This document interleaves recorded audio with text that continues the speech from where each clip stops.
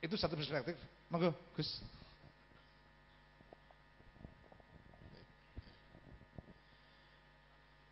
Ada teman saya itu ya, suka memberi pertanyaan seperti ini. Kelapa itu warnanya apa? Gitu kan. Misalnya, lalu dijawab, biasanya apa warnanya? Hijau ya. Apalagi? Ada warnanya kuning ya. Kalau ditanya kelapa warnanya apa? Hijau. Kelapa warnanya apa? Kuning. Kalau sudah kering sekali bisa-bisa warnanya coklat ya. Kenapa orang suka menjawab seperti itu ya, kuning, hijau, coklat. Tapi jarang sekali atau bahkan tidak ada yang menjawab kelapa itu warnanya adalah putih. Maksud kelapa itu warnanya apa? Putih ya. Tapi ketika ditanya kelapa itu warnanya apa? Jawabannya hijau, kuning, coklat. Karena orang itu biasanya lebih tertarik luar ketimbang apa yang ada di dalam. Orang makan kelapa, enggak ada orang makan kelapa itu warnanya hijau, enggak ada. Orang kok makan kelapa warnanya hijau itu ya apanya kelapa itu? Kulitnya kelapa, kan begitu ya. Kulitnya kelapa, ininya kelapa, banyak lain. Tapi kalau ingin intinya kelapa, jawabannya pasti adalah warnanya putih. Itu menggambarkan tentang cara kita memandang agama. Ada banyak orang yang ketika melihat agama yang dilihat adalah luarnya. Tapi sedikit orang yang melihat agama dari dalamnya. Orang kepingin melihat luarnya, luarnya sudah sholat, menghadapnya sudah ke kiblat. Tapi bagaimana setelah sholat? Itu adalah intinya. Itu menggambarkan soal agama-agama. Dan itu nanti dicontohkan dengan baik oleh ayat yang saya sebutkan tadi, yang disinggung oleh Mas Ammar. Allahu nurus samawati wal ardi. Al-Quran, Nabi Muhammad adalah pelita. Soal cinta misalnya bisa digambarkan juga seperti ini. Ini soal cara beragama. Ada orang menjalankan sholat, menjalankan ibadah, itu dengan biasa-biasa saja. Karena menjalankan seperti biasa-biasa, maka biasanya ya biasa-biasa saja. Dijalankan dengan cepat. Lalu ada tingkatan yang lebih tinggi daripada itu. Menjalankan ibadah dengan rasa takut. Jadi biasa, kemudian takut. Kekuatannya lebih dahsyat daripada yang biasa-biasa. Kalau kamu tidak berlari, misalnya kalau kamu tidak berlari sepanjang 10 kilo misalnya, maka kamu akan kehilangan uang 2 juta. Maka dengan daya tersisa, itu juga akan lari 10 kilo, bahkan 25 kilo akan dijalankan. Kenapa? Karena dia takut kehilangan uang 10 juta. Tapi bagaimanapun dia merasa capek. Orang takut, ya, orang takut itu kuat tapi kerasa capek. Itu orang takut. Enggak bisa tidur tapi badannya kerasa enggak enak.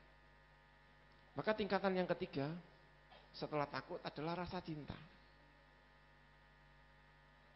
Menjalankan, kalau ditanya apa tadi, kelapa itu putihnya itu tadi, itu kalau sudah sampai kepada cinta. Kalau sudah menjalankan itu dengan cinta, rasa capeknya itu hilang. Duduk begini, kalau biasa-biasa saja, nggak ada takutnya, nggak ada cintanya, yang ngantuk. Sama dengan orang baca buku, orang belajar. Itu kalau nggak ada takut, besok nggak takut ujianan, dapat 5 juga nggak apa-apa. Juga nggak punya rasa nikmat membaca buku. Itu paling 10 menit, 15 menit loh sudah ngantuk. Tadi saya itu habis jaga ujian. Bisa-bisanya jaga ujian kok ngantuk. Jaga ujian, ujian kok bisa ngantuk itu nggak tahu itu. Mungkin hilang takutnya sama rasa cinta. Kalau ada takutnya hilang semuanya itu, tapi tetap kerasa capek. Tapi kalau cinta nggak ada rasa capeknya. Ngobrol begini ditemani dengan kekasihnya 2 hari itu lo kuat. Nelpon itu kalau sama temannya yang biasa 5 menit itu lama sekali, itu kok nggak selesai itu ngapain itu. Tapi kalau dengan kekasihnya 2 jam, 3 jam, semakin lama semakin kuat. Apa aja dibahas. Kenapa? Karena ada rasa cinta. Nabi Muhammad ketika menjalankan sholat misalnya, nggak kerasa tiba-tiba bengkak. Jangan ditiru. Karena kalian kalau bengkak itu mesti kerasa. Tapi kalau Nabi bengkak itu tidak kerasa.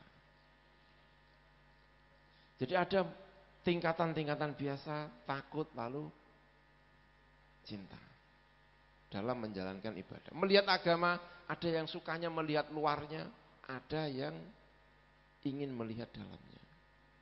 Kalau melihat dalamnya akan lahir cinta.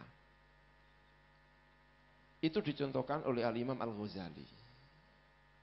Biasanya kalau orang-orang tasawuf itu suka sekali dengan Al-Imam Al-Ghazali. Imam Ghazali itu mengambil ayat Allahu nurus samawati wal ardi.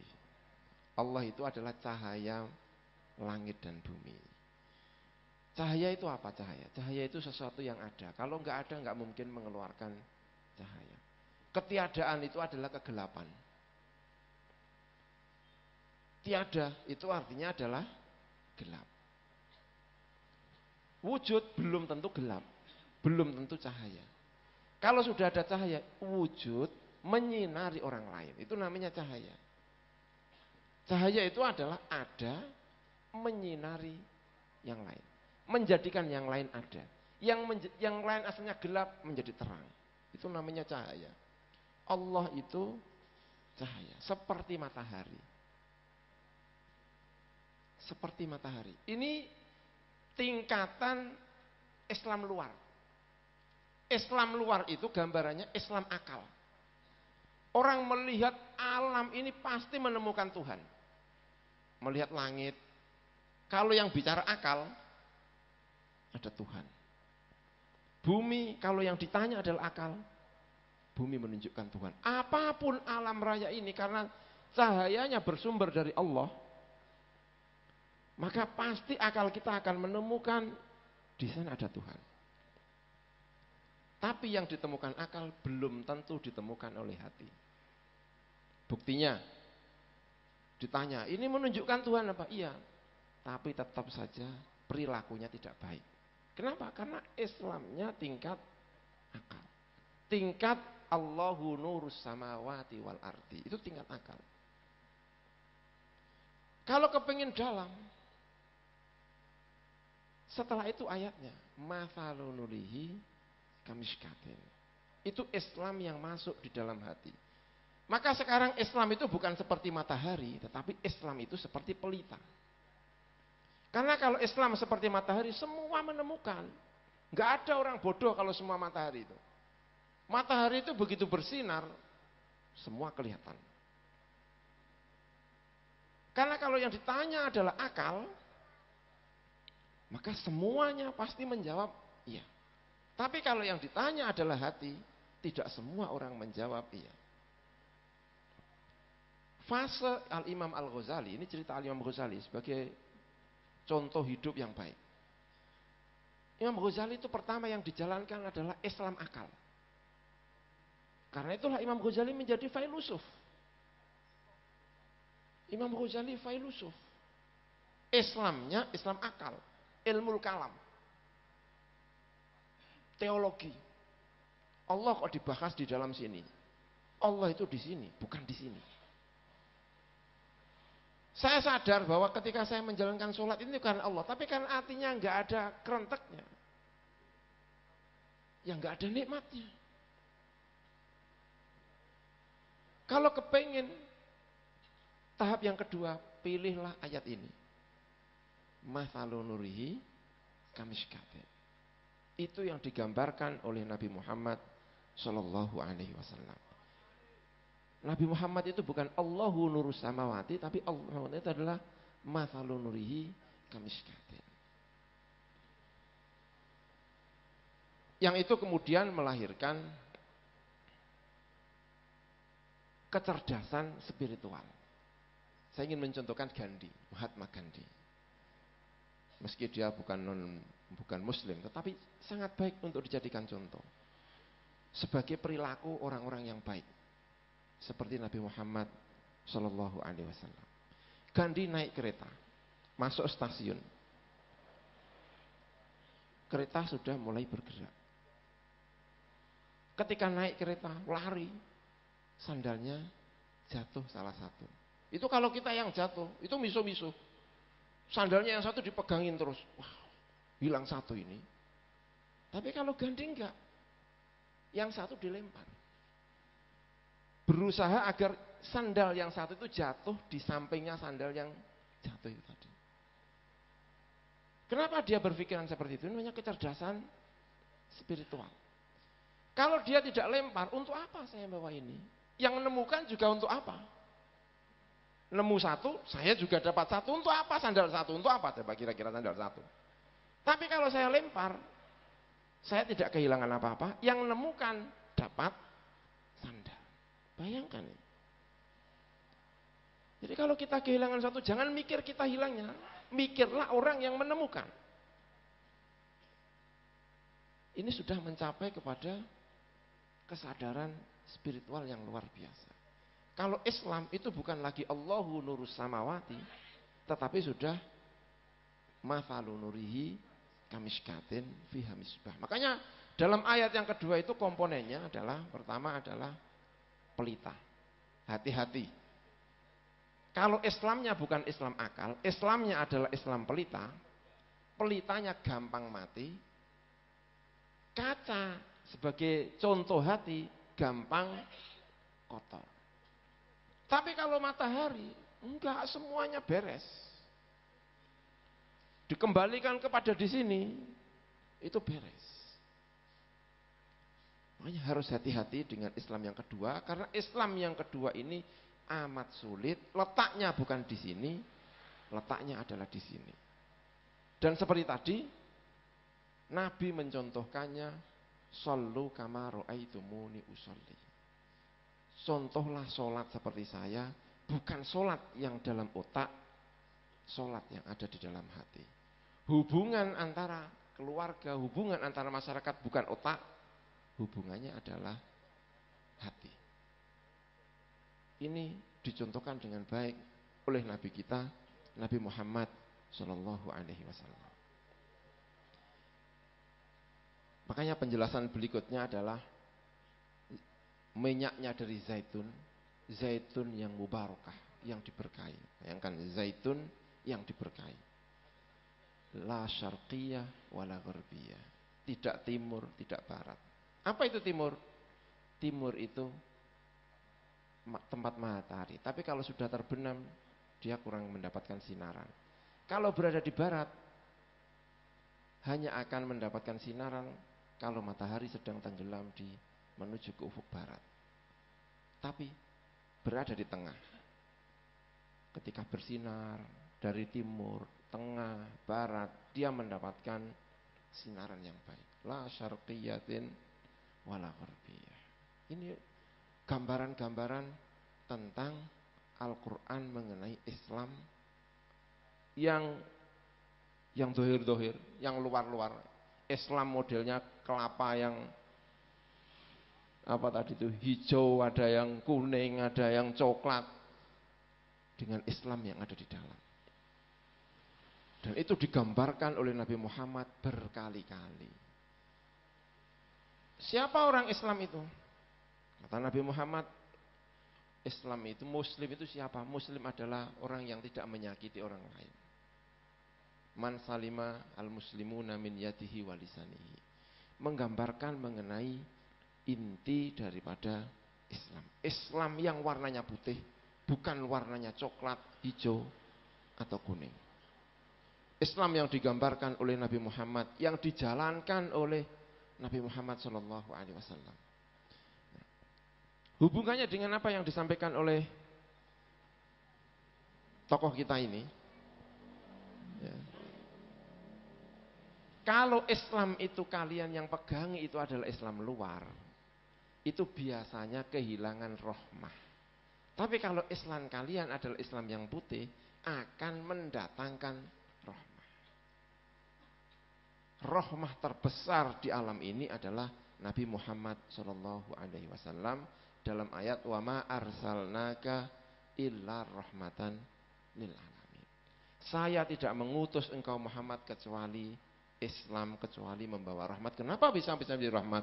Karena Islam yang dibawa Nabi adalah Islam yang putih, bukan Islam yang coklat, bukan Islam yang hijau, bukan juga Islam yang kuning. Maka pendekatan Islam yang ada di Indonesia ini, kalau pendekatannya seperti Wali Songo, Islamnya itu menitik beratkan kepada tasawuf, menitik beratkan kepada Islam ini, maka akan terjadi Islam yang rahmat. Tapi kalau Islamnya adalah Islam ISIS, Islam yang kering, sudah pasti akan membawa bencana. Itu saya kira ayat ketiga yang saya bacakan, saya kembalikan kepada Bang Anis. Alhamdulillah. Ya, teman-teman bisa merapat, rahmat sedang turun. Rahmatan lil alamin, dan salah satu bentuk rahmat, hujan itu rahmat. Saya mau melihat sisi lain, habis ini kita tanya jawab ya. Sisi lain dari apa yang diungkapkan Gus Ghafur, bahwa yang selalu dilihat oleh mata, bahkan bukan hanya mata, menjadi pusat perhatian kita, bukan mata tok, akal kita, macam-macam tadi seperti kisah sepeda atau kisah Syekh Juha tadi, itu yang terlihat di luar. Karena itu dibentuk Al-Qaeda, karena itu dibentuk ISIS. Koyo-koyo itu di frontliner, wajah Islam itu ya ISIS itu. Karena itu media di tempat tertentu dibesar-besarkan. Karena apa? Orang akan menganggap, wah ini wajahnya. Itu akan selalu. Tapi jangan lupa bahwa manusia punya kesadaran. Manusia tidak semuanya gampang tertipu oleh matanya. Jadi kita nggak perlu ribut, cukup sewajarnya saja. Karena apa? Di Barat misalnya, kemarin saya baca, kasus ini kan berputar. Misalnya kita pakai Charlie Hebdo ya. Ada tokoh media besar, Rupert Murdoch namanya, itu di Twitternya bikin status, kejadian kekerasan, kekejaman oleh teroris disebut adalah tanggung jawab oleh umat Islam keseluruhannya yang peaceful. Umat Islam damai ini bertanggung jawab gambarnya terhadap tindakan-tindakan teroris yang mengatasnamakan Islam. Jadi ada yang memang kemudian memakai wajah itu sebagai ukuran. Dijawab sendiri oleh orang-orang mereka. Jadi pengarang J.K. Rowling, pengarang apa? Harry Potter itu, di statusnya langsung jawab. Loh, kalau Rupert Murdoch ngomong begitu, Rupert Murdoch ini bertanggung jawab semua keburukan yang dibuat oleh orang Amerika. Jadi kalau ada pembunuhan apa bertanggung jawab, dibalik. Nggak bisa, karena logikanya nggak bisa begitu. Nggak bisa diwakili. Jadi ada, di Barat pun melihat ada kuning, ada biru, ada coklat, mereka kemudian mau bertanya, janjane isinya apa? Sehingga banyak yang kemudian malah menjadi muslim karena tertarik mencari, apa sih ini kok jadi aneh gini? Walaupun tidak sedikit yang menyerang. Nah, sementara tokoh-tokoh besar semacam Gandhi, mereka mengakui Rasulullah, mereka mengakui Islam. Artinya mereka orang yang berjalan ke sana itu paham betul bahwa manusia ini sebenarnya kita lihat secara keseluruhan saja hanya satu etape dari sekian etape perjalanan. Jadi mereka nggak akan ribut. Kalau yang ribut itu pasti yang punya kepentingan. Baik orang-orang yang mengaku Islam maupun yang non-Muslim. Nek saya nggak punya kepentingan, orang mungkin geger. Apapun namanya. Rasulullah dulu itu perang bukan karena kepentingan, karena diserang. Dan itu pun ketika titik tertentu. Enggak gampang. Dan memang tujuannya memang mau melenyapkan ajaran ini gitu. Lah, soal tadi misalnya, nek saiki, nek zaman saiki, Kanjeng Nabi mesti dunani bid'ah. Jadi nek Kanjeng Nabi niru poso Asyura itu misalnya, itu contoh ya. Kanjeng Nabi kok mesu poso Asyura kaya wong Yahudi. Ah, bid'ah kowe Kanjeng Nabi, bid'ah kowe. Kalau orang-orang sekarang mungkin kalau para pendakwa-pendakwa sekarang yang suka bid'ah-bid'ahin orang ketemu Kanjeng Nabi mesti dituding-tuding Kanjeng Nabi itu. Kanjeng Nabi bid'ah, wong Yahudi ditiru. Kan gitu kan? Enggak begitu ilmunya. Karena sekarang konsepnya Tuhan itu satu atau dua atau tiga atau empat. Mau kan ngomong tunggal loh.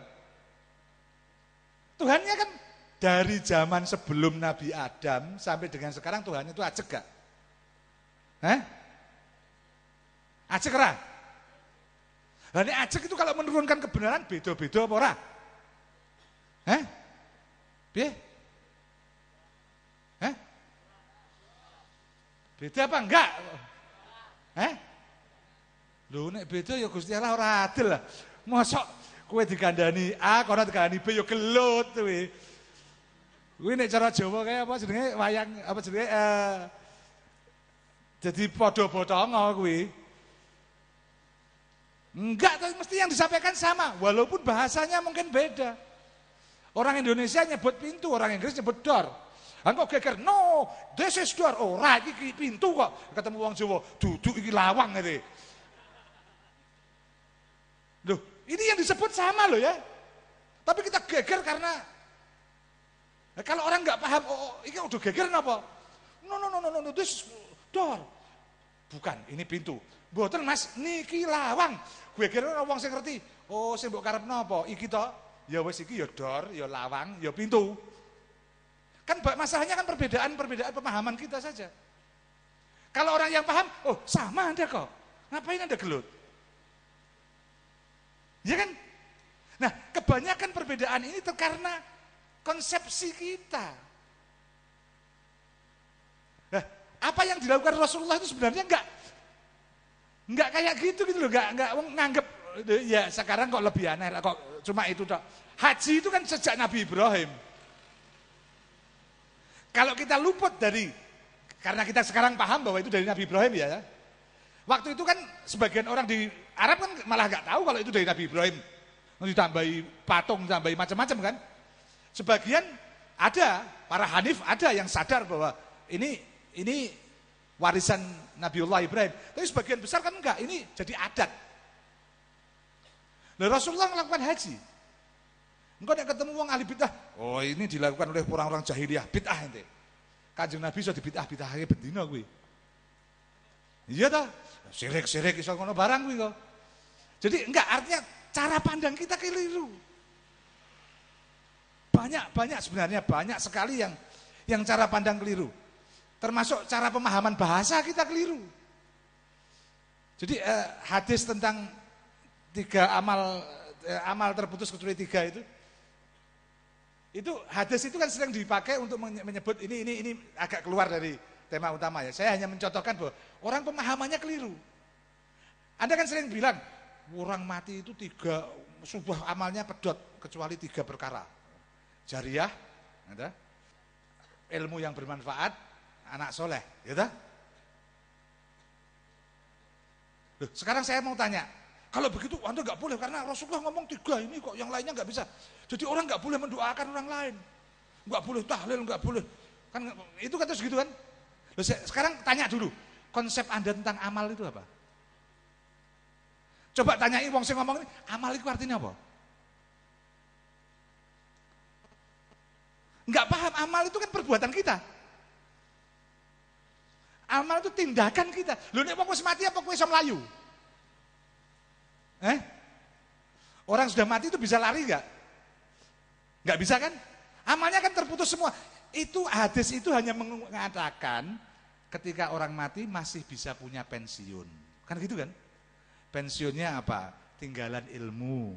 Kan gitu kan? Selama ilmu itu masih dipakai, kowe untuk pensiun, untuk kiriman. Kaya-kaya kowe ijek urip. Kan ngono ta? Investasi atau pensiun kalau kan itu. Pensiun lebih tepat karena sudah gak kerja. Investasi bisa. Atau kalau Anda jariah, selama jariah itu masih dipakai, Anda dapat. Anak soleh, ketika anak soleh itu masih hidup mendoakan Anda, masih dapat. Anaknya meninggal kan ora. Ya ta? Nah, tapi kan wong wis pensiun, orang sudah pensiun itu tidak dikatakan tidak berhak menerima pemberian orang lain kan? Anda sudah gak bekerja. Tapi Anda kan bisa diberi tetangga Anda makanan. Ya toh? Entok enggak? Boleh enggak? Bisa enggak? Nah, berdoa tentang orang yang sudah meninggal kan amal saya yang saya berikan pada dia. Ya enggak? Bukan amal dia, ini hadiah dan bisa kan? Jadi ini dipakai untuk mengatakan orang tok. Ini kan keliru. Penggunaan, penafsiran, pemahaman tentang ajaran Rasulullah dengan konteks yang berbeda. Tidak dicari asbabul wurudnya. Dan itu banyak sekali. Dan sekarang sehingga Rasulullah itu tampak sebagai hakim yang Rasulullah itu nenggone hadis-hadis yang orang yang dipakai itu kayak Rasulullah itu padahal Kanjeng Nabi ora kaya ngono kuwi. Wajahnya itu basam katanya kan. Ketok wong senyum terus. Wong iya ta? Rasulullah itu wajahnya senyum. Wong ketemu gak ora lah ngomong wis wong susah iki wis dadi seneng dhisik. Lah saiki wong ketemu, wong seneng susah dhisik malah. Lah banyak tuh ketemu dai-dai ketemu wong sing sajane seneng gitu ketemu susah malah. Nek Kanjeng Nabi wong susah ketemu seneng deh. Sekarang kan banyak orang terbalik itu. Mungkin itu gambaran karena sudah jam 12 lebih. Teman-teman sampak mungkin siap ada ini kita kembangkan lewat jam 12 kita kembangkan dengan tanya jawab. Ono sing takon? Ada yang mau tanya 1, 2, 3, 4. Oke, 5 sekalian 5. Papat dhisik. Ya wis papat. Mik ono 5.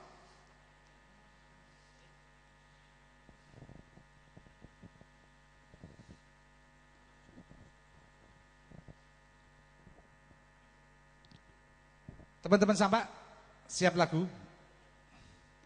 Nek wis bengi iki aja ora pati yang dibeni. Nanti kok malah dolanan HP kabeh wis HP ini membuat masalah nasional. Assalamualaikum warahmatullahi wabarakatuh. Singkat saja ini pada para narasumber ya. Tadi ada beberapa ayat yang sempat disampaikan, yang sempat diumbar-lambil begitu pada garis bawah ayat wa ma arsalnaka illa rahmatan lil alamin. Yang saya garis bawah pada kalimat rahmat. Memang banyak ada beberapa kalimat rahmat ini yang sebagai khitabnya adalah Rasulullah. Sama kayak ayat fabima rahmatin minallahi lintalahu. Ini saya yakin ini juga yang dikhitabi itu adalah Rasulullah. Nah, berkenaan dengan ayat-ayat rahmat, saya melihat pada kaitannya dengan disebutkan tadi khilafah, perbedaan, yang mana itu adalah khilafah ummati rahmat. Nah, apakah rahmat ini juga termasuk kategori rahmatan lil alamin dan juga rahmatin minallahi lintalah? Terus batasan khilafah bagaimanakah yang termasuk rahmat itu tadi? Yang tadi sempat disampaikan, yang sempat saya sampaikan adalah khilafat ummati rahmatun. Ya, ikhtilafu ummati rahmatun. Itu yang pertama. Yang kedua, ini kira-kira bagaimana menurut panjenengan semua yang ada sebagai narasumber kaitannya dengan penafsiran orang-orang berkenaan dengan tanggal lahirnya Rasulullah Muhammad SAW pada angka 12. Kan banyak penafsiran yang biasa seperti itu adalah orang Jawa ngitung-ngitung itu. Mulai dari bolongan 12 lah ya, bolongan 12, terus hari itu jumlahnya juga 12 ya, mulai dari hari, dan pasaran itu kan kalau dijumlahkan 12 ya. Ya 12 itu ya banyaklah angka 12 yang ditafsirkan kenapa Allah zahirnya Rasulullah itu pada tanggal 12 itu. Terima kasih, sekian dari saya. Assalamualaikum warahmatullahi wabarakatuh. Assalamualaikum warahmatullahi wabarakatuh. Salam takdim kula, Bib. Saya mau tanya tentang kawin 1, 2, 3, 4 itu loh, Bib. Biasa kan identik dengan orang Arab. Itu salah diagnosanya yang salah. Apa itu tradisi Arab? Kok nek eling Cipanas, eling Arab gitu. Assalamualaikum warahmatullahi wabarakatuh. Bib Anis mau tanya mengenai persepsi yang tadi jadi saya mau tanya pada abad 325 tahun setelah lahirnya Isa Al-Masih itu pencapaian kesempurnaan Isa Al-Masih diangkat Tuhan oleh Raja Konstantin. Yang mau saya tanyakan, apakah bisa itu jadikan persepsinya? Itu saja, Gus. Assalamualaikum warahmatullahi wabarakatuh. Assalamualaikum warahmatullahi wabarakatuh. Saya ingin bertanya kepada Gus Ghafur. Yang ingin saya tanyakan yang pertama, tadi disebutkan tentang ayat laqad kana lakum fi rasulillahi uswatun hasanah. Tentang kalimat atau ayat uswatun hasanah. Secara simpel mungkin saya memahami bahwa uswatun hasanah itu adalah Rasul itu sebagai penyejuk atau penghibur hati para sahabat dikala para sahabat itu mengalami kesulitan, kesedihan ataupun cobaan ataupun yang lain. Yang ingin saya tanyakan, apakah predikat uswatun hasanah itu hanya berlaku untuk Nabi, sedangkan umatnya tidak bisa mendapatkan predikat uswatun hasanah, misalnya hanya mendapatkan mau'idhatun hasanah, atau bagaimana? Itu yang pertama. Yang kedua, tadi disebutkan bahwa dalam kita memahami Islam itu berbeda-beda atau macam-macam. Di antaranya tadi disebutkan bahwa Islam yang pertama itu adalah Islam Allahu nurus samawati wal ard, yaitu Islam akal. Yang kedua adalah tingkatan yang kedua yang menurut saya mungkin lebih tinggi daripada yang pertama, yaitu masalahu nuri kamiskatin, yaitu Islam yang difahami dengan hati. Nah, tadi Gus Ghafur menyebutkan kalau kita ingin memiliki tingkatan yang kedua, yaitu Islam yang dipandang atau dilihat dari hati, nah, itu kita harus hati-hati.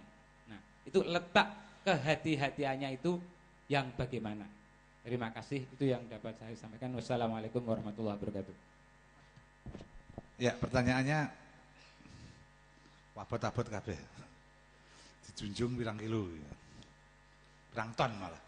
Ya, kita mulai nanti masing-masing tetap menjawab dengan perspektifnya. Semua pertanyaan bisa dijawab oleh masing-masing ya. Jadi enggak kita khususkan, jadi nanti semua kita menjawab semua pertanyaan.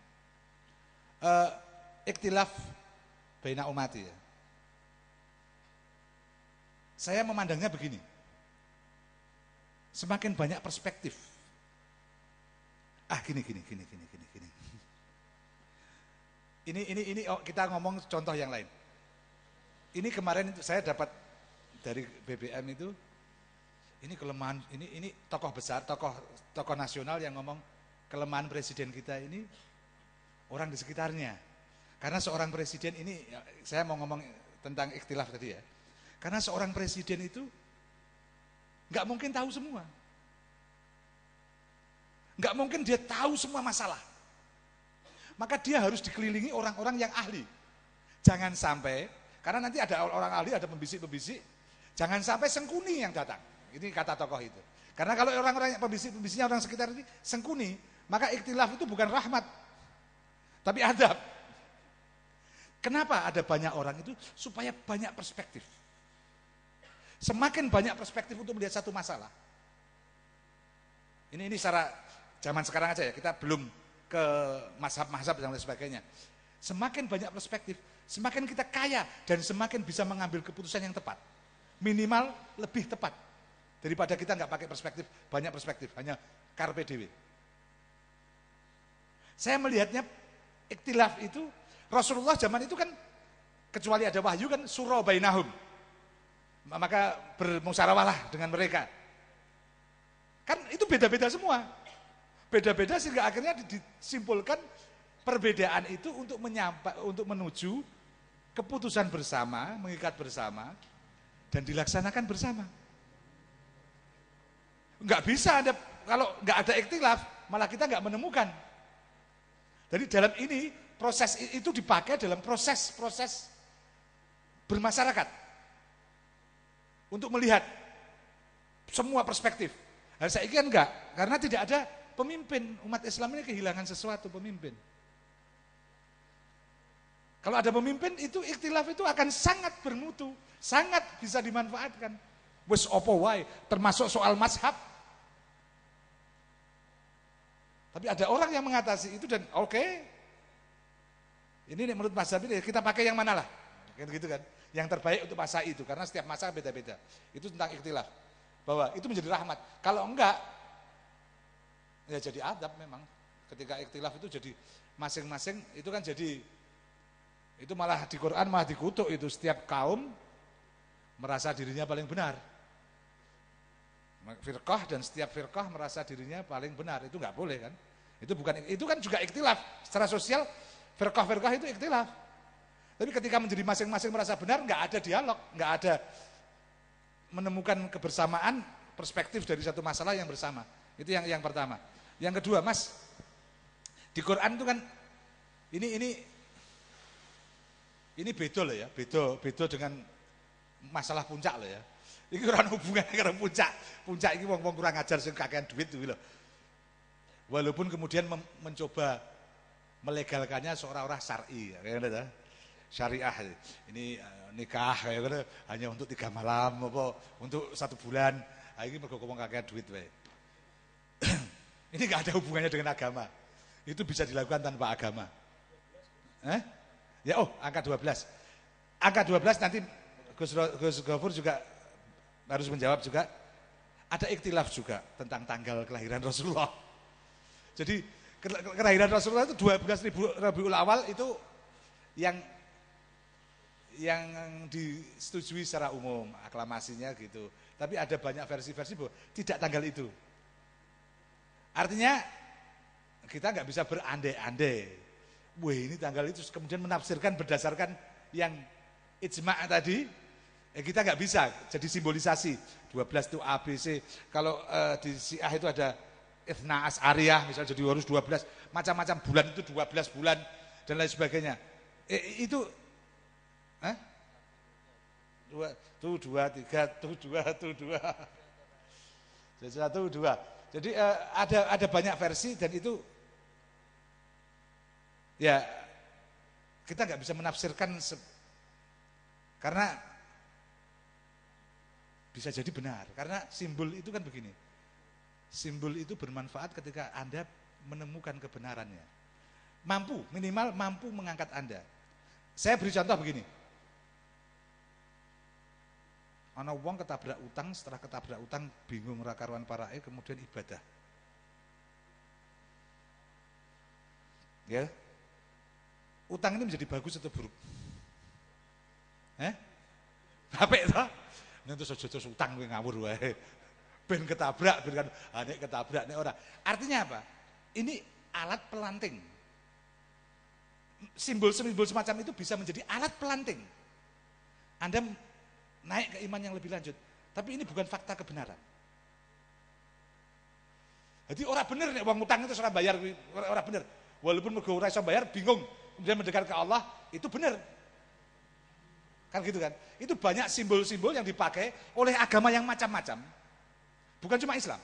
Banyak agama, bahkan agama yang hanya memakai simbol-simbol yang keliru, tapi bisa melantingkan orang ke tingkat kesadaran yang lebih tinggi. Fungsi simbol itu kadang-kadang seperti itu. Walaupun seringkali kalau simbol dalam Al-Quran, simbol itu bukan simbol semacam itu. Dia mewakili realitas betul-betul. Itu bedanya. Kemudian tentang, itu udah ya berarti ya? Tentang, madu 3, 4. Kan, matna thulatha wa ruba'a, kan gitu kan ayatnya kan? Baru itu kalau nggak bisa 1 kan gitu. Jadi malah ayatnya, loro, telu, apa papat, ora iso siji. Itu juga kontekstual mas. Ya itu kalau salahmu dewe. Soalnya kiai-kiai juga banyak juga. Oh banyak juga. Di barat, di Eropa banyak. Walaupun mereka sembunyi-sembunyi. Sehingga terkenal haram gitu ya, haram itu. Terkenal istilah simpanan. Itu dari mana itu? Di semua peradaban ada. Banyak, bahkan pemimpin-pemimpin, wah sing saiki wae akeh cek. Pemimpin-pemimpin kita di Jakarta itu ada kiai yang khususnya menikahkan secara siri. Tenan sugih kan kiai ini. Dia punya kekhususan menikahkan secara siri. Jadi nek pejabat sugih seneng karo artis ayu ya, teko piye carane? Ya wis tak nikahno. Siri. Sugih nek dibayar. Nah tapi nek dibocornya digebuki wong dhek. Jadi itu bukan hanya Arab sebenarnya. Bahwa banyak orang waduh iki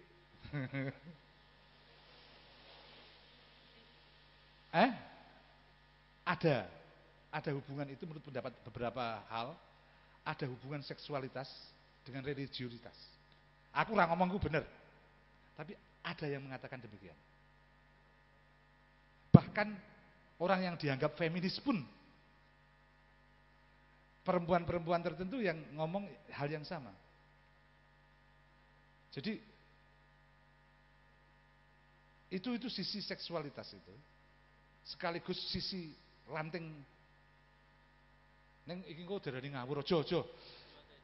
Iku ngomongin ana jiwa tejo wae. Jadi iku urusannya jiwa tejo itu, bukan urusan saya. Tapi enggak, artinya bahwa Rasulullah punya sampai 9 kan. Dan itu di barat itu sampai di sering kali diserang betul itu terutama soal Aisyah. Karena Aisyah waktu menikah masih beberapa, 9 tahun. Yang lainnya enggak tapi orang rupa. Rasulullah itu monogami dengan Khadijah, Siti Khadijah sampai dengan Sayyidah Khadijah meninggal.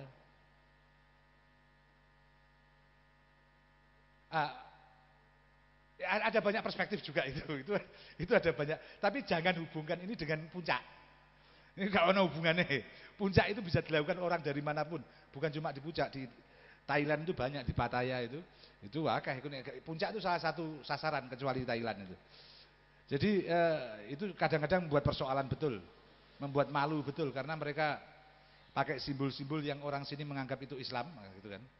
Jadi nek wong nganggo jubah, nganggo topi kaya ngono kan, wah ini mesti kiai nek kene ngono. Nah, terus golek ngono kuwi ya pikirane kene kacau kabeh, padahal yang kono iki pakaian sehari-hari gitu loh. Jadi enggak ada hubungannya itu. Oke, Mas, itu aja ya. Engko lainnya biar dijawab Gus Gofur. Tentang Nabi Isa alaihissalam itu masih debatable, masih diperdebatkan. Tapi bahwa bahkan pengangkatan Nabi Isa alaihissalam pun begini. Ini lebih agak meluas. Orang sekarang itu menganggap, balik ke mitos barangkali. Orang sekarang itu menganggap agama itu benar kalau rasional. Karena peradaban ini menganggap rasionalitas itu lebih tinggi daripada mitos. Menganggap mitos itu berpikir kanak-kanak. Padahal tidak. Sehingga sekarang, orang sekarang mencoba mengajarkan agama serasional mungkin. Padahal agama bukan rasionalitas. Jadi iku mau loh, nek kowe nganu enggak iso kowe ibadah. Anda percaya Allah tidak berarti Anda bisa beribadah kepada Allah dengan khusyuk.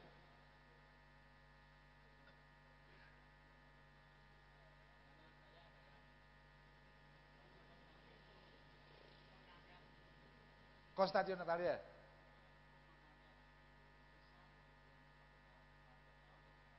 Ya. Ya. Ya. Ya.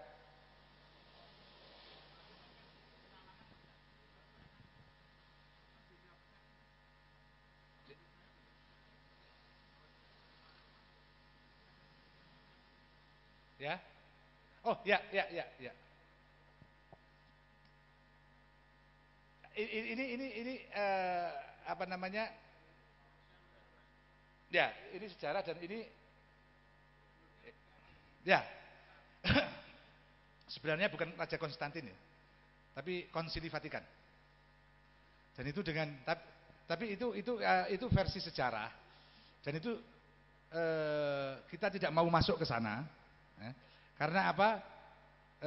Bagi kita Muslim, kita percaya bahwa Isa alaihissalam Al-Masih yang diurapi, Mesiah kalau bahasa orang Mesiah itu, yang kemudian jadi Kristus itu dalam bahasa Yunani itu mereka percaya bahwa itu ada 3 unsur Tuhan, Bapa, oknum ya, Bapa, Anak dan Rohul Kudus. Sementara kita sebagai Muslim percaya bahwa Isa Rasulullah Sallallahu Alaihi Wasallam. Nah, bagi kita juga bagi sebagian sejarawan mengatakan sejak kapan Rasulullah Isa itu menjadi dianggap sebagai Tuhan? Ya karena kalau menurut kita itu ulama-ulama mereka yang mengangkat itu bersepakat ijma bahwa ini Tuhan. Ada sebab-sebab tapi itu kan persepsi kita. Persepsi orang-orang Kristen mengatakan enggak. Kan gitu kan? Nah, karena ini persoalan kebenaran di dalam, kita enggak bisa masuk. Artinya bagi kita Nabi Isa memang dari awal Rasul. Tidak pernah menyatakan dirinya Tuhan. Jadi kalau ada orang yang menganggap, itu manusia yang menganggap. Tapi ada ini sering dengan teman-teman saya pendeta, dengan saya teman-teman pastor Katolik pendeta, sering saya guyon begini. Nabi Isa itu tragis, ironis. Nabi Isa itu apalagi kalau dilihat sebagai Tuhan ya. Kalau dilihat sebagai Tuhan, kita sebut sebagai Rasulullah. Sebagai orang yang diutus oleh Allah. Loh, dihukum oleh orang yang menghukum dia itu siapa? Sebenarnya kan ulama-ulama Bani Israel yang usul pada Raja Romawi. Yang Raja Romawi sebenarnya takut itu. Tapi karena dipaksa, mereka akhirnya disalib itu kan. Orang-orang Bani Israel itu menghukum, menyerang Nabi Isa alaihissalam berdasarkan apa? Kitab. Kata-kata Tuhan. Loh, kata-kata Tuhan diantemno karo utusane Gusti Allah. Ya toh? Kalau secara logika, loh, Nabi Isa datang diutus oleh siapa? Allah. Orang-orang Bani Israel menyerang Nabi Isa atas dasar apa? Firman Allah menurut persepsi mereka. Ya kan? Nah iki mau kan kode kalau ceritanya nek ketemu Kanjeng Nabi wong-wong saiki iku ngomong perkara poso Asyura bid'ah kowe. Berdasarkan apa? Berdasarkan ayat-ayat tadi kan. Wih, ini hadisnya begini. Loh, sing hadis sing ngomong Kanjeng Nabi kok mbok bid'ah no, ngono to. Seperti itu. Pemahaman kita tentang itu sering keliru seperti itu. Dan keliru bisa berbahaya seperti itu. Orang yang datang dengan Ruhullah bisa kita musuhi karena kita merasa kita lebih dekat pada Allah. Peristiwa Nabi Isa kan lebih penting di situ malah. Apa meneh nek Gusti Allah. Loh, Gusti Allah teko dilawan karo kalimatnya Gusti Allah ngono lho. Malah saya lucu meneh kuwi. Jadi ini tragedi kemanusiaan kita. Kita mengatasnamakan Tuhan untuk melawan kadang-kadang orang ini utusan Tuhan. Atau kalau zaman saiki ya terilhami oleh Allah. Diilhami oleh Allah. Iya dah? Wong sing entuk uang sithik Gusti Allah. Ora wasite Gusti Allah. Mungkin itu ya. Mas, tadi lebih banyak ke Gus Gofur tadi soal apa mau? Ijek iring. Lali di sana aku. Oh, uswatun hasanah ya. Mas, nanti Gus Gofur lebih tepat lagi. Uswatun hasanah itu model utama, model sempurna. Jadi orang kalau di pabrik, di semua pabrik, kalau mau membuat produksi, dia selalu bikin model, raw model, atau bukan raw model sebenarnya ini, model yang paling sempurna. Nah, kalau ini sudah diyai, semuanya ditiru, dibuat seperti ini. Jadi model utama. Uswatun hasanah itu Rasulullah, iya, itu yang utama. Tapi setiap zaman akan muncul uswah-uswah baru. Yang sebenarnya pancaran dari ini. Ada bintang-bintang, meskipun tidak. Itu nanti Gus Gofur lebih nganu. Yang terakhir tadi Mas, apa? Untuk Mas sholat, karo arti doa tak toh? Ning nek sunah. Nek wajib tetep.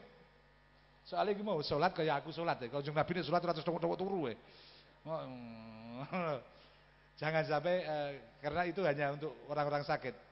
Tapi boleh Anda sholat kalau enggak wajib. Nek pas kesel orang wajib ta. Enggak sholat wajib loh ya. Mau tengok-tengok tok ya entuk. Sing larang sapa? Wong sunah iku. Sunah iku kan entuk dilakoni entuk ora ta. Iya ta? Sunah itu kan sholat sunah itu kan boleh dilaksanakan, boleh tidak. Sing meksa sapa? Kowe meh ambi turunan, ambi jengking, ambi karepmu wong sunah kok. Ora mbok lakoni ya monggo, ngono ta. Mungkin itu. Monggo Mas Gus. Terima kasih Bang Anis. Bismillahirrahmanirrahim. Pertama tentang ikhtilafu ummati rahmah. Ikhtilaf umatku adalah rahmat. Memang diidealkan ikhtilaf itu membawa rahmah. Karena seperti tadi disampaikan oleh Bang Anis, tidak ada manusia itu yang sempurna, itu tidak ada. Karena itulah diharapkan ikhtilaf itu menyempurnakan satu dengan yang lainnya. Ikhtilaf itu menyempurnakan. Sama dengan perbedaan-perbedaan pendapat yang lain. Hari ini mungkin yang cocok adalah pendapatnya si A. Besok barangkali yang cocok adalah pendapatnya si B. Ya. Biasanya kalau dalam penjelasan-penjelasan yang agak lebih filosofis misalnya, kenapa Islam itu memberi syariat berbagai macam? Ada syariat sholat, ada syariat puasa, ada syariat apalagi ya. Karena menghargai perbedaan. Ada orang itu yang senangnya itu sholat, merasa bisa dekat kepada Gusti Allah itu kalau sholat. Ada yang orang itu merasa dekat dengan Gusti Allah kalau puasa. Itu kan memang catatan dari sononya itu begitu. Maka dia lebih sergap sholat ketimbang puasa. Ada yang lebih sergap puasa ketimbang sholat. Contohnya lagi misalnya, apakah ya, kalau dalam ibadah gitu sederhana, apakah sebaiknya saya itu menjamak sholat atau tidak menjamak sholat? Khilaf di antara ulama. Karena ada orang itu memang, wah kayaknya saya lebih cocok untuk tidak jamak. Ada yang saya kok cocok ya menjamak. Dalam sistem negara misalnya, mana yang lebih sesuai? Ya. Apakah modelnya Umar atau modelnya Abu Bakar? Ada saat-saat tertentu di mana Umar lebih cocok, ada saat tertentu itu Abu Bakar lebih cocok. Jadi makna ikhtilafu ummatir rahmah itu harus dimaknai bahwa manusia itu beragam. Orang tidak bisa disatukan. Itu tidak bisa. Dalam segala hal manusia tidak mungkin disatukan. Enggak mungkin disatukan. Karena itulah kalau kemudian ada berbagai macam pendapat, itu ya biasa-biasa saja. Karena begitu. Ada contoh misalnya seperti ini. Ketika Nabi Muhammad menjalankan perang, itu contoh yang sering disampaikan, perang, kemudian selesai perang, Nabi setelah selesai perang Khandaq, Nabi pergi ke satu tempat, Bani Quraidah kalau tidak salah. Lalu Nabi mengatakan begini, kalian jangan sholat asar kecuali di Bani Quraidah. Tapi masalahnya, ada orang yang sampai Bani Quraidah, itu asar masih ada waktunya. Tapi ada orang yang di tengah jalan, belum sampai Bani Quraidah sudah mau maghrib. Kalau misalnya kita diperintahkan, nanti kalau kita akan pergi ke Gresik ya, saya perintahkan kepada kalian, nanti sholat asarnya di Gresik saja. Tiba-tiba ada orang yang sampai Tuban, itu sudah jam 5:30. Itu kalau kira-kira ngasarnya di Gresik itu kan bablas, berarti sudah maghrib. Itu kira-kira kalau perintah saya, kalian jangan sholat asar kecuali di Gresik, kalian sampai di Tuban itu sudah jam 5 lebih 15 menit. Itu mau sholat asar di Tuban atau sholat asar di Gresik? Kira-kira sholat mana ini? Kan bingung, Gresik apa Tuban? Ya kan, perintahnya disuruh ngasar di Gresik. Tapi kenyataannya di Tuban itu sudah mau maghrib. Itu pun ketika saat itu sahabat juga bingung. Ada yang langsung udahlah kodok nggak apa-apa, yang penting ikuti Nabi. Ada yang melanggar perintahnya Nabi asal asarnya di dalam waktu. Jadi ada dua sahabat yang berbeda. Lalu ketika mereka sampai di Bani Quraidah ketemu kanjeng Nabi, dua-duanya kemudian lapor kepada Nabi, ini gimana Nabi, perintahnya begini, kami menjalankan begini, kami menjalankan begini. Nabi senyum, kamu juga benar, kamu juga benar. Perbedaan itu membawa rahmah kalau disikapi dengan baik. Ya, perbedaan membawa rahmah kalau disikapi dengan baik. Karena tidak bisa dipaksakan orang itu seragam, itu selamanya nggak akan bisa. Udah nggak mungkin seragam. Haji juga nggak mungkin seragam. Indonesia puasa aja nggak seragam. Yang disuruh kamu itu loh, disuruh kemis lo nggak mau, Jumat yang satu. Disuruh Jumat nggak bisa. Ya sudah, kalau maunya begitu ya sudahlah. Memang orang itu disuruh seragam itu tidak bisa. Inti daripada manusia itu adalah ketidakseragaman. Salah satu intinya. Kalau disuruh petani semua juga repot, ini juga repot. Nah, perbedaan-perbedaan ini dalam rangka menghargai keragaman manusia. Ada orang itu kalau Islam itu kepengennya ya yang sederhana-sederhana saja lah, udahlah yang itu kita terima. Ada yang ketika Islam itu kepengennya yang berfalsafi. Saya itu masuk Islam itu kalau belum ada penjelasan yang rumit itu saya tidak akan masuk Islam. Karena tipe otak saya itu tipe otak filosof. Ada orang yang bilangnya begini, saya itu kalau dikasih Islam yang jelimet-jelimet itu tambah bingung, udahlah Islam yang sederhana saja. Mana yang baik? Islam yang bulat atau Islam yang sederhana? Tergantung orangnya. Maka ada Islam Mu'tazilah yang agak rumit-rumit, ada Islam yang sederhana-sederhana. Nah, Perbedaan ini menjadi rahmat karena yang akan masuk Islam itu juga ada tipe yang sulit, ada tipe yang mudah. Kalau disuruh tipenya yang rumit semua, itu orang-orang yang nggak sulit rumit itu susah masuk Islam. Kesalahan Wahabi itu apa? Ingin menjadikan semuanya sederhana. Padahal banyak orang yang suka rumit. Jadi filsafat itu begini, ada bisa begini. Selama masih bisa diruwetkan, kenapa enggak diruwetkan? Ada yang begini, selama bisa disederhanakan, kenapa tidak sederhana? Islam menyediakan kedua-duanya. Ada yang Islamnya itu qul huwallahu ahad, Allahus samad lam yalid wa lam yulad. Ada yang qul law kana fihi ma'alihatun illallahu lafasadata. Kalau tauhidnya modelnya qul law kana fihi ma'alihatun illallahu lafasadata, itu tauhid yang filosof. Tapi kalau kepingin tauhid yang sederhana ya qul huwallahu ahad dengan pemaknaan yang sederhana selesai. Makanya Wahabi itu senang qul huwallahu ahad daripada qul law kana fihi ma'alihatun illallah. Tapi sungguh jelek sekali orang yang harus sederhana sama dengan jeleknya orang mengatakan harus rumit. Karena jadi perbedaan itu dalam rangka ini. Dalam rangka ini. Orang tanya kepada Nabi. Kita tanya kepada sahabat. Sahabat, Nabi itu sholatnya bagaimana? Sebagian orang, Nabi itu sholatnya lama sekali. Ada sebagian sahabat ketika sholatnya sederhana, ya kadang lama, kadang tidak ini. Ada yang mengatakan, sholatnya Nabi gimana? Cepat sekali. Nah, coba kalau jawaban semua sahabat itu, Nabi itu sholatnya cepat semua. Wah, itu yang senang lama-lama bingung.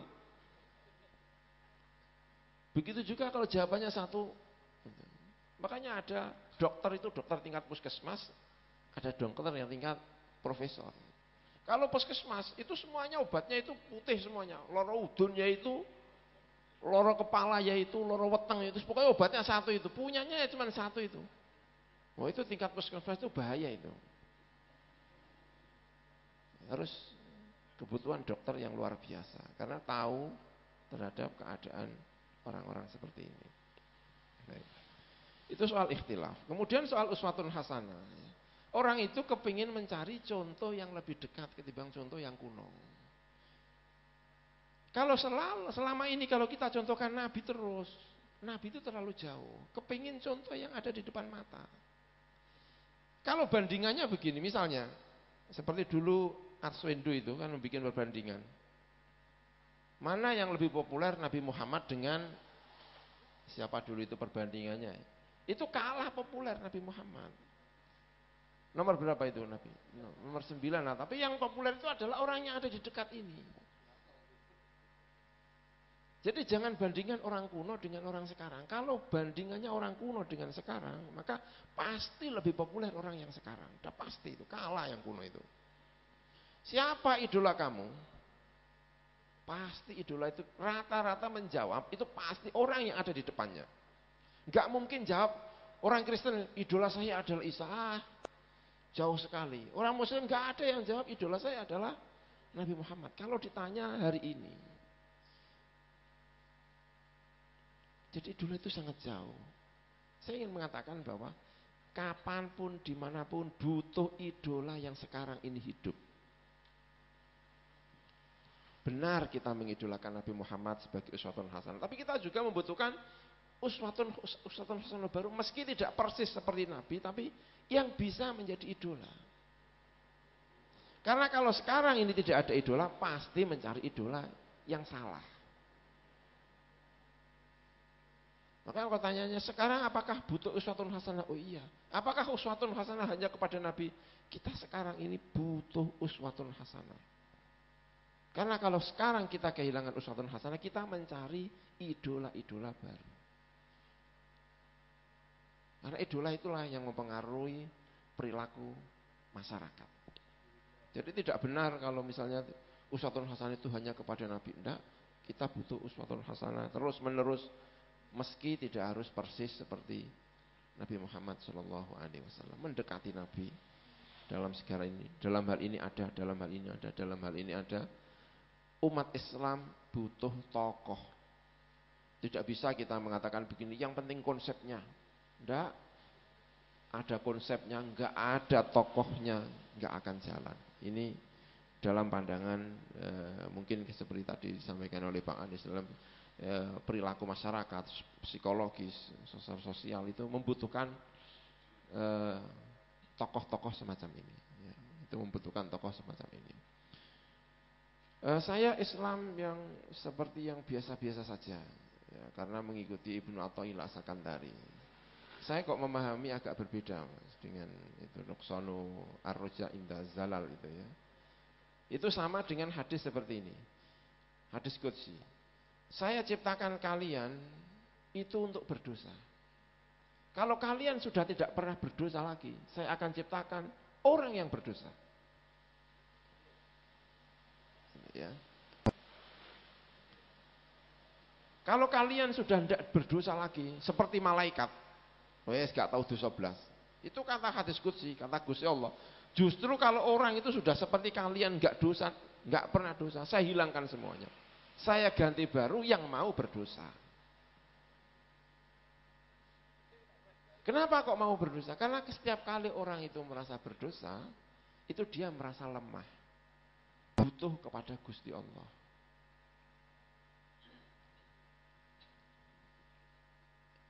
Manusia pertama itu adalah Adam. Diletakkan di surga. Itu bukan surga beneran. Itu tempat untuk uji coba. Kan mobil itu kan sebelum benar-benar dimasukkan jalan raya itu kan harus diuji coba dulu. Dicoba dulu di surga. Itu kira-kira wataknya seperti apa? Diuji coba ternyata gagal, salah itu tadi, salah, mesti salahnya. Salah. Dan ketika salah, dia memperbaiki diri. Ini memperbaiki diri. Bukan saya tak salah terus, bukan begitu maksudnya. Jadi ketika saya salah, jangan putus harapan, karena diciptakan manusia ya untuk salah. Setelah salah, memperbaiki diri. Salah, memperbaiki diri. Salah, memperbaiki diri. Itu manusia. Manusia itu ya seperti itu. Manusia itu kalau salah, mesti memperbaiki salah, memperbaiki diri. Maka kalau kemudian ada azalal, jangan putus harapan. Karena manusia ya memang begitu itu. Manusia itu ya salah. Hingga Nabi juga salah.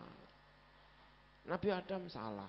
Nabi Muhammad pernah mengalami kesalahan. Oh iya, manusiawi sekali kalau orang itu mengalami kesalahan-kesalahan. Karena kalau sudah tidak mempunyai kesalahan, nanti jadi malaikat. Apa perbedaan antara manusia dengan malaikat? Malaikat itu melaksanakan kebaikan karena dia tidak punya kesempatan untuk jelek. Makanya enggak sah jadi khalifah. Malaikat kok baik? Ya dia tidak punya kesempatan untuk jelek. Enggak punya kesempatan.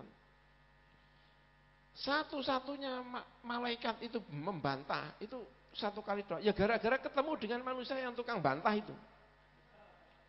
Didadekno menungso. Aku arep dadekno khalifah menungso. Satu-satunya peristiwa di mana malaikat bantah ya. Kok kaget. Jadi menungso itu ndadekno kaget malaikat. Perilakunya didadekno pertama itu langsung malaikat itu kaget. Wah. Ini kita bentuknya khalifah Gusti Allah. Kaget. Malaikat yang asalnya tunduk, begitu ada manusia bisa protes. Itu betapa manusia. Nah, manusia itu adalah salah tapi bisa memperbaiki diri.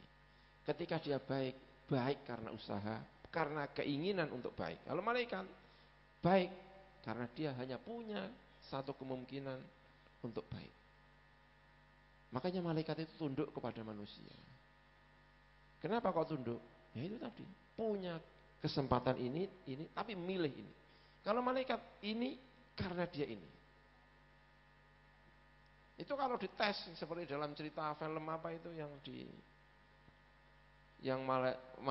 malaikat jatuh cinta diletakkan di bumi, dalam film-film digambaran, dalam cerita-cerita tentang Bani Israel juga malaikat diturunkan ke dalam bumi lalu jatuh cinta, diberi sifat manusia itu aja enggak kuat.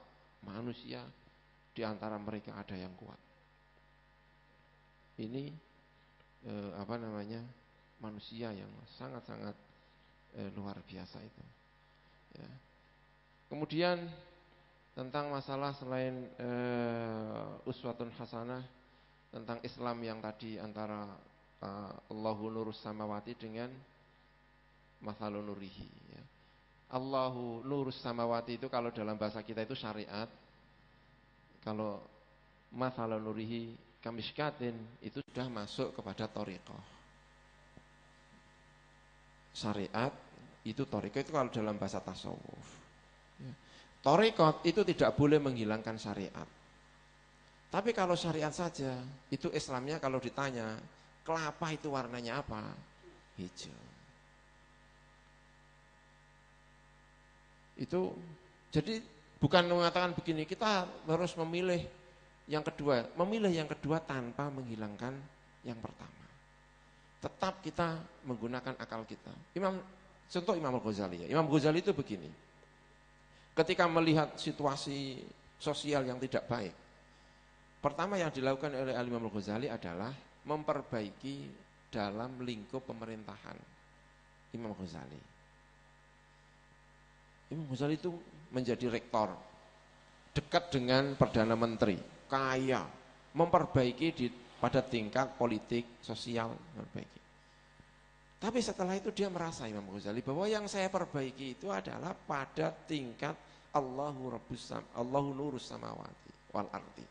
Hanya pada tingkat luar saja. Maka kemudian Imam Ghazali kepingin memperbaiki dalamnya. Apa yang dilakukan oleh Imam Ghazali? Pertama adalah memperbaiki diri. 10 tahun Imam Ghazali tidak ketemu dengan masyarakat. Memperbaiki dirinya sendiri. 10 tahun. Dari tahun 488. 488 sampai tahun 498.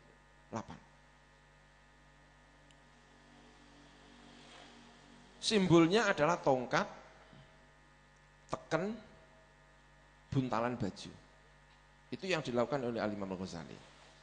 Pergi antara Syam, Mekah, Hijaz, Irak. Muter selama 10 tahun. 10 tahun itu mengasingkan diri, menghasilkan kitab Ihya. Makanya kitab Ihya itu dibaca itu kalau sudah pada tingkatan kedua. Ihya Ulumuddin. Itu hasil 10 tahun mengasingkan diri. Semua jabatannya dicopot.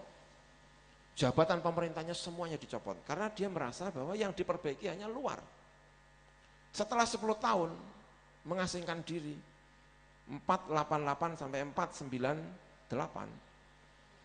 Lalu di Baghdad sebentar, pindah lagi ke Tos, mendirikan surau, mendirikan pesantren kecil, lalu mendidik orang secara batin.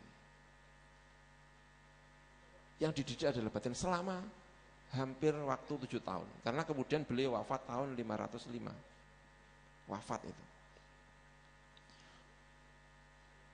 Ketika pindah dari Baghdad menuju ke Tos, tahun 488 tadi itu, 488 sampai 49 itu ya. Masuk Syekh Abdul Qadir Al-Jilani. Syekh Abdul Qadir Al-Jilani itu juga sama. Syekh Abdul Qadir Al-Jilani itu ketika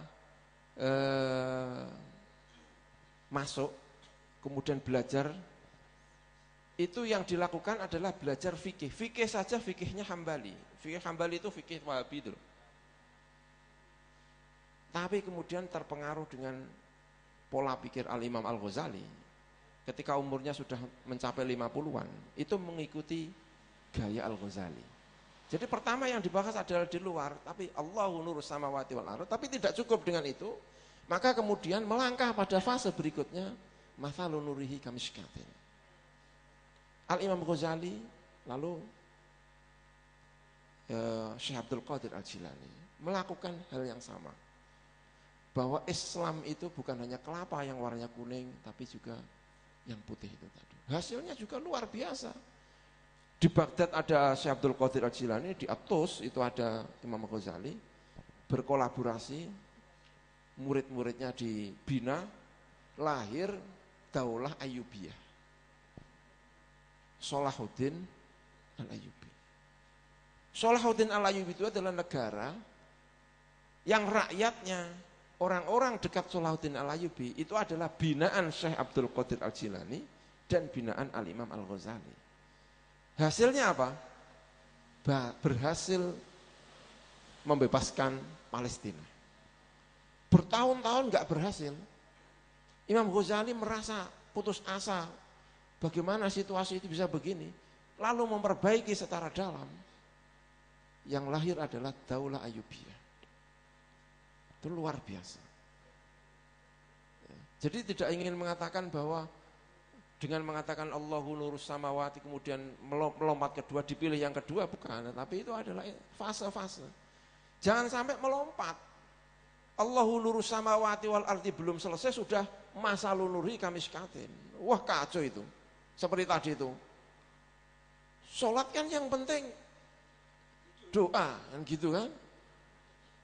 Allahu Akbarnya belum sudah doa. Oh kacau itu nanti. Sama dengan yang pertama tanpa memperlihatkan yang kedua. Orang habis sholat bukannya baik tapi mukul orang. Kamu sholat enggak? Sholat, lah kok tengkar? Nah itu, karena kalau ditanya kelapa itu adalah hijau, bukan ini.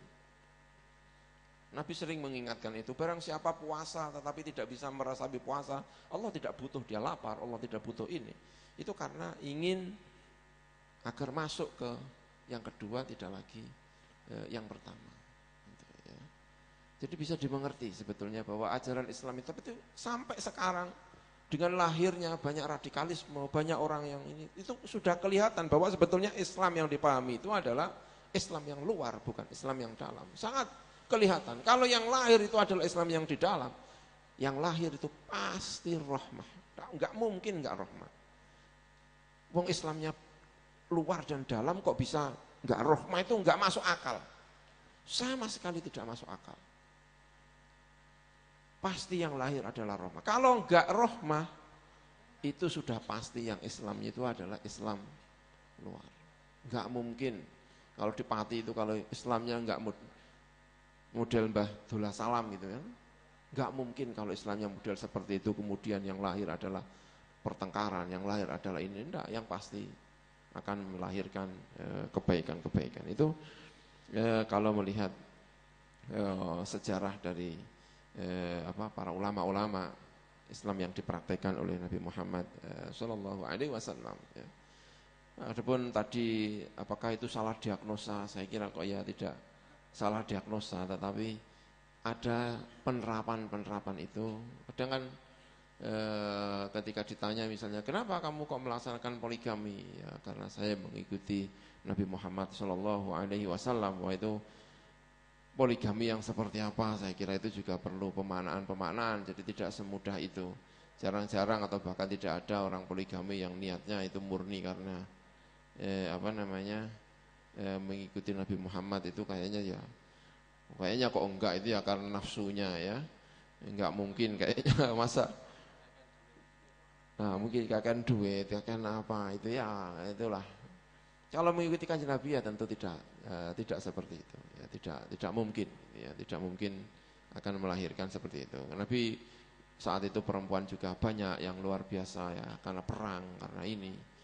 Ya, kemudian yang dinikahi itu juga janda. Bahkan ada yang kadang-kadang ya mohon maaf itu ya, tidak menarik, tapi tetap aja dinikahi oleh Nabi Muhammad Sallallahu Alaihi Wasallam. Ya.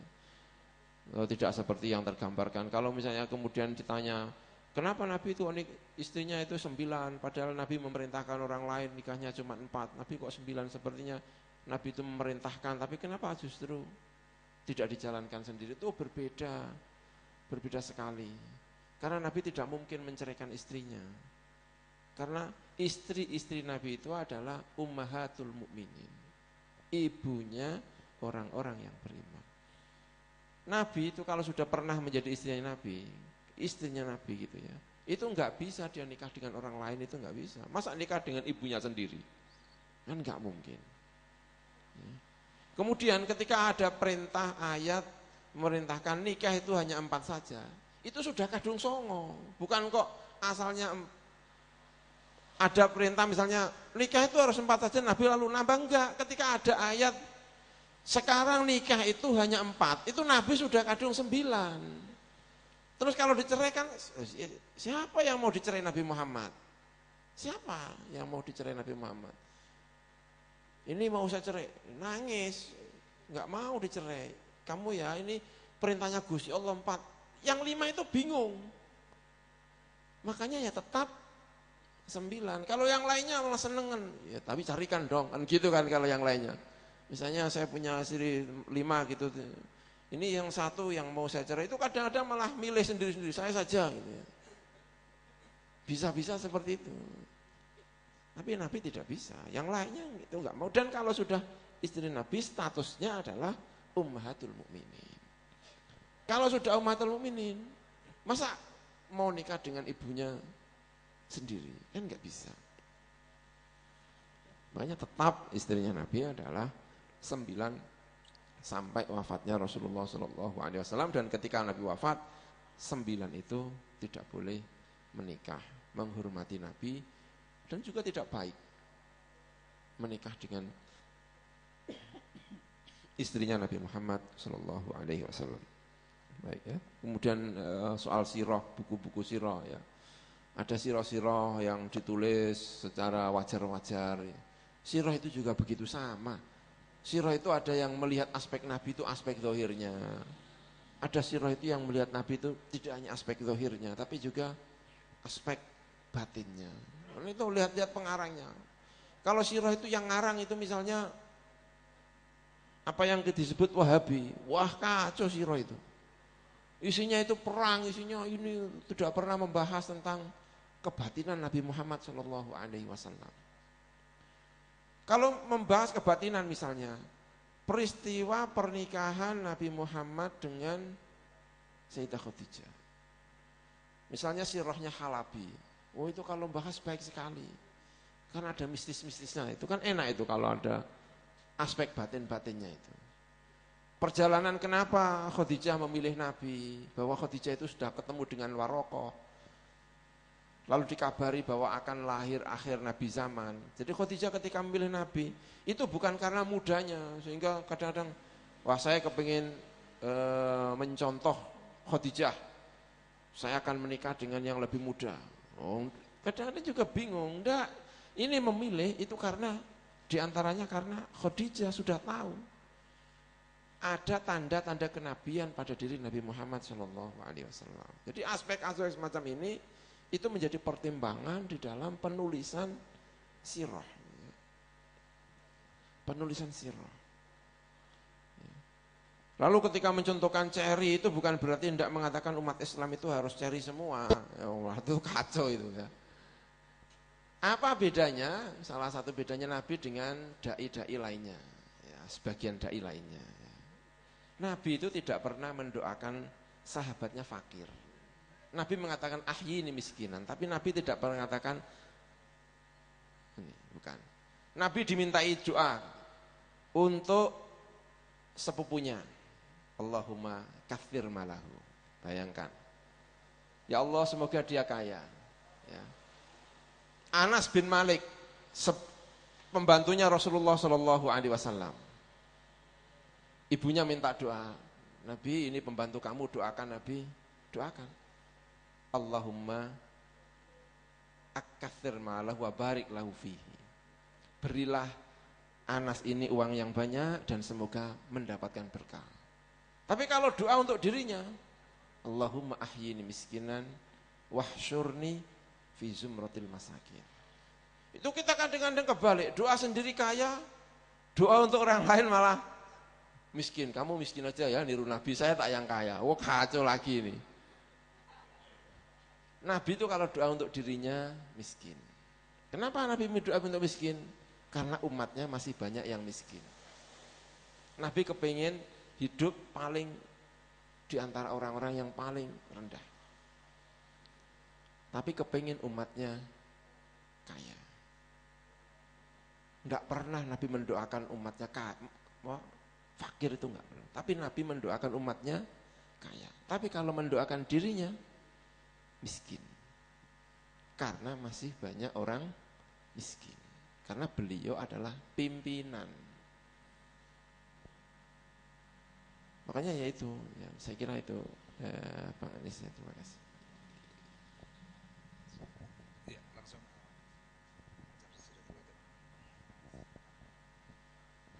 Tadi saya sudah bilang jangan tanya saya karena saya masih mencari, tapi ternyata malah ditanya. Syarhi ish arbiku yam bardawam sat qiyamat bugzarat bin nautamam. Ini syair dari Maulana Jalaluddin Rumi dalam Masnawinya, Masnawi Maknawi. Nanti Masnawi ini nanti akan menyambung ke Masnawa Sulasa Waruba itu. Jadi tentang cinta bila harus aku urai 100 kiamat lewat pun tak selesai. Jadi sangat panjang pembahasan cinta ini, tapi mengingat tadi jenengan menyinggung tentang ibu, itu justru dari situ kita bisa memahami cinta itu. Karena misalnya tentang rahmat yang kita bahas malam ini, rahmat diambil dari kata rahim, rahim wanita ini, rahim ibu. Rahmat mengapa dipakai? Karena rahim melingkupi, ada cakupan. Tidak ada bagian tubuh janin bayi yang tidak tertutup oleh rahim. Dan rahmat itu kan keseluruhannya itu, syumuliyah kalau istilah Arabnya. Jadi cakupan yang sangat luas yang tidak ada satu titik pun yang tidak dinaungi oleh rahmat. Dan rahmat itulah cinta. Mengingat tadi menyinggung tentang orang tua, ibu. Cinta, kalau ingin belajar, jangan mencintai seseorang. Kita kadang melihat sesuatu pekerjaan karena objeknya. Padahal objek yang pertama dari setiap pekerjaan adalah pelakunya sendiri. Ketika kita membunuh, kita bukan hanya membunuh dia, tapi kita juga menjadikan korban diri kita, yaitu menjadikan diri kita pembunuh. Dan mencintai yang pertama adalah bagaimana kita mencintai karena diri kita sendiri, bukan karena objeknya. Seperti syairnya Rabi'ah Adawiyah, uhibbuka hubbaini hubbal hawa wa hubban li'annaka ahlan lidzaka. Aku mencintaimu dengan dua cinta. Cinta karena aku memang pecinta, dan cinta karena kau memang yang paling layak dicinta kepada Tuhan itu. Jadi mencintai karena kita ini pecinta. Seperti matahari, dia menyinari karena dia tidak bisa untuk tidak menyinari. Seperti kita memakai parfum, kita kalau sudah pakai, kita tidak bisa untuk tidak wangi. Dan siapapun yang mendekat, dia akan merasakan wangi itu. Bahkan tidak bisa ditentukan objeknya, yang ini bisa merasakan, yang ini bisa merasakan, yang ini tidak, yang ini jangan, tidak bisa. Ketika dia ada mendekat, maka dia akan merasakan wanginya, karena wangi itu bukan dari dirinya, dari kita. Dan kita mencintai karena kita pecinta, dan siapapun yang ada di hadapan kita, dia akan merasakan cinta kita. Seperti seorang ibu, dia mencintai anaknya bukan karena ini anaknya, tapi karena dia seorang ibu. Seorang ibu tidak pernah berhenti, walaupun anaknya setua apapun, itu masih anakku, masih diomeli, masih disayangi, masih ditanya sudah makan apa belum. Seperti saya sendiri, sampai setiap pergi selalu sudah makan apa belum, dan sebagainya.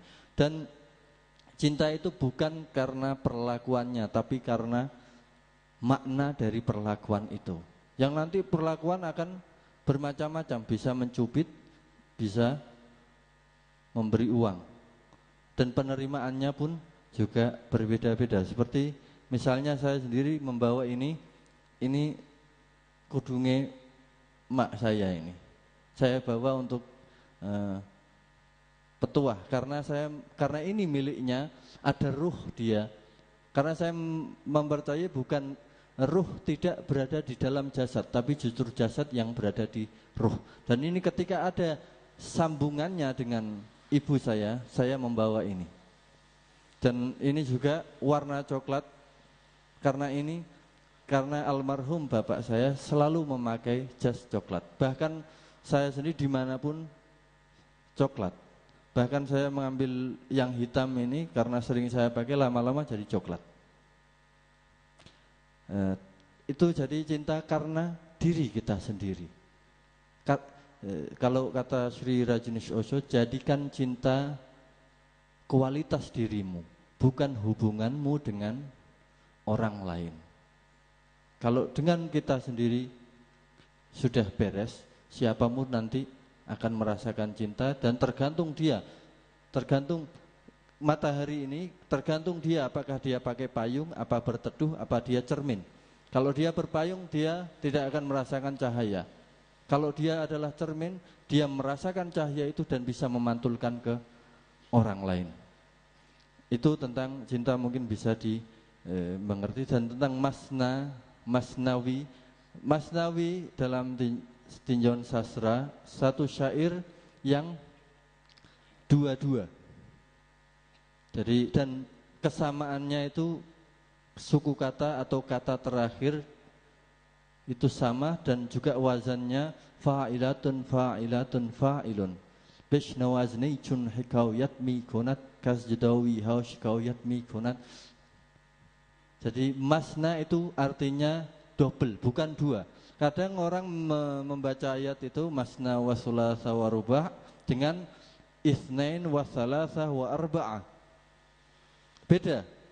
Itsnain dengan masna beda. Masna double, thulas ganda. Ganda itu ketika ada ya dua. Tidak pernah misalnya yang satu dilihat. Dan tentang Rasulullah menikah sampai 9 itu pun beliau tidak pernah menyebut mbok enom mbok tua, istri pertama, istri kedua, dan kita sendiri pun alhamdulillah tidak pernah menyebutkan Sayyidina, misalnya Sayyidah Ummu Salamah misalnya adalah ini istri keberapa, mbok tua atau mbok enom, tidak ada. Karena memang masnanya itu dua, benar-benar dua. Sejajar, ada, itulah keadilan itu. 3 pun sejajar, 4 pun sejajar. Kalau 4 masih ada mbok tua, mbok enom, terus ada ini yang pertama, terus diperkenalkan ini yang kedua, ini. Jadi itu bukan masna wa thulatsa wa ruba'. Dan itu mungkin bisa jadi jawaban. Terima kasih. Ya, sambil teman-teman nutup nanti asrokolat, cek lengkap ya. Ada menarik tadi. Jadi Gus Gofur, kalau ada orang yang bersih maka akan didatangkan yang berdosa. Iya dah. Ada partai yang kemudian ketok bersih, Gusti Allah ngrubah tadi. Weh, jebul arse kayak. Jadi ada tahu tak? Ada partai yang tiba-tiba wah semuanya bersih. Nah, dibalik ke Gusti Allah, semuanya kotor kayak gitu kan. Tampak kotornya. Jadi hukumnya selalu begitu tampaknya. Jadi kalau ada partai yang bercitra bersih malah ciloko gue. Lu HP bercitra kotor tapi resik. Daripada bercitra resik ternyata kacau balau. Ya ini guyon aja ya. Artinya bahwa kita bisa berefleksi, bisa mengambil hikmah dari hal-hal semacam itu bahwa ojo dolanan le, jangan bermain-main dengan Allah. Bahwa Anda jangan berlagak bersih, berlagak macam-macam itu gitu. Kemudian juga ada pengertian jahil itu ya. Tapi kapan-kapan kita bahas itu ada. Jahil itu ada pengertian bahwa jahil itu bukan bodoh itu. Tapi keras. Kemudian kurang ajar, itu jahil. Jadi nek wong Islam yang keras yang kurang ajar ya kuwi jahil.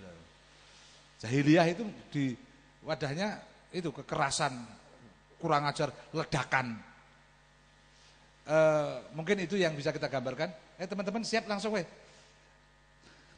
Soal tadi cinta mulai dari diri sendiri itu juga ya artinya kita mulai deh. Kalau Anda nggak mau ditampar jangan menampar. Kalau Anda nggak mau itu kan umum kan, nggak mau dirasani ojo ngrasani. Anda lebih baik melihat diri sendiri daripada melihat orang lain. Jadi melihat orang lain itu untuk cermin diri sendiri, jangan untuk mencari kelemahannya. Jadi apa yang tidak Anda sukai pada orang lain jangan lakukan pada diri Anda sendiri. Jadi kalau Anda lihat orang wah kayak enak ya ojo mbok tiru. Itu kan melihat cermin sebagai cermin. Ketika Anda melihat orang berbuat buruk, Anda nggak senang, berarti Anda kan nggak suka berbuat buruk, jangan melakukan. Nah, itu cermin praktisnya saja. Monggo langsung munggah. Jadi suluk malam ini nanti kita tutup dengan Asra Quran sudah jam 1 lebih yang depan insya Allah tanggal 21 Februari. Ada beberapa kemungkinan mungkin kita jawab ada beberapa yang minta ya. Jadi ada mungkin kita bahas Sunan Kalijogo atau kalau itu belum sempat nanti mungkin Chandra Malik minta juga datang ke sini tapi kita belum bisa tentukan kapan tanggalnya. Kemudian ada Mas Sabrang, Noeleto itu tapi belum bisa kita. Cak Nun ini jadwalnya rada padet ya. Insya Allah lah kita nganu. Gusmus Roes Am, insya Allah lah. Iki saiki ning Londo deh. Ya jadi kita tetap jadikan ini sebagai ajang kita. Enggak berarti kita yang di depan ini lebih pintar dari Anda, tapi kita berbagi bersama-sama dan mencoba mengembangkan sikap yang lebih sehat dalam hidup, dalam beragama, dalam segala hal. Karena kalau kita umatan wasatan yang dijagokan oleh Gusti Allah, nek ngisin-ngisini yo kok dijagokno kok ngisin-ngisini gitu loh. Malah baboni malah kok gak jago. Udah siap? Monggo kita Asra Quran dan nanti ditutup dengan doa oleh Gus Ghafur. Monggo. Ala Muhammad sallallahu ala Muhammad sallallahu ala Muhammad sallallahu ala Muhammad sallallahu alaihi wasallam. Allahumma shalli ala sayyidina Muhammad. Ya Nabi salam alaika, ya Rasul salam alaika, ya Habib salam alaika, salawatullah alaika.